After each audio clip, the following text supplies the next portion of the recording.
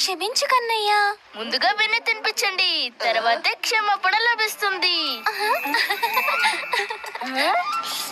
ఆగు రాధా. కృష్ణ, మరి నువ్వు మా కోసం పూలు తెచ్చావా?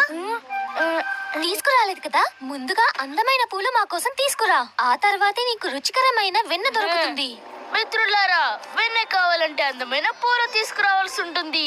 ఈ ఋతువులో పూలు పుయ్యవు కదా కన్నయ్య. పూచిన పూలు కూడా వాడిపోతున్నాయి. కన్నయ్య చెప్పాడు అంటే పూలు ఖచ్చితంగా లభిస్తాయి. పదండి మిత్రులారా. పూలు ఎక్కడ దొరకవు.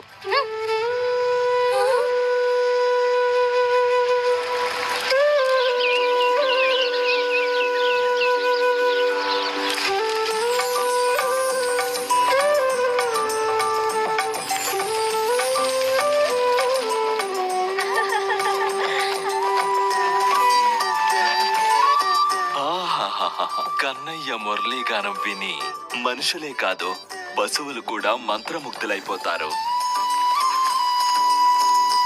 చూడండి మిత్రులారా, బృందావనంలో నలువైపులా పూల తుప్పటిలా పరుచుకున్నాయి.